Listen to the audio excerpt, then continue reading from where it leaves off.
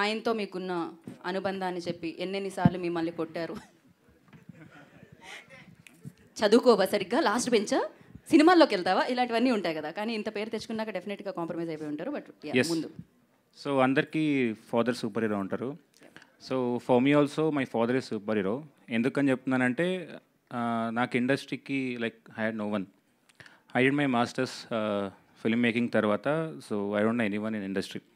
అప్పుడు చాలా కొంచెం అప్స్ అండ్ డౌన్స్ ఉన్నప్పుడు he never said no anything. చాలామంది చెప్పారు ఎందుకు వేరే చేసుకున్నామని, but my father supported.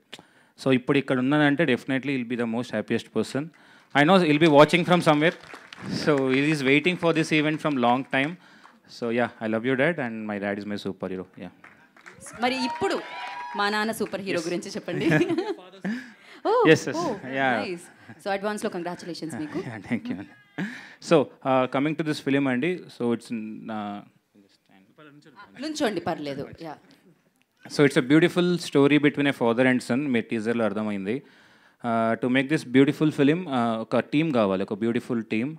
So I got this fantastic team from music director to everyone, starting from producers Vamsi garu and Sunil గారు.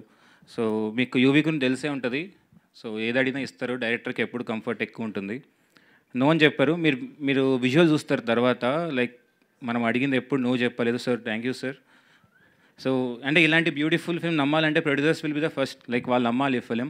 సో డెఫినెట్గా ఇది మీకు ఒక హార్ట్ వార్మింగ్ ఫిలిం అవుతుంది. And so please do coming ఈవెంట్స్లో డెఫినెట్లీ లైక్ మీరు content చూసాక I speak more. Thank you. Thank you Abhilash, thank you so much. And yeah, Shashank గారికి ఇప్పుడు మనం మైక్ ఇద్దాము.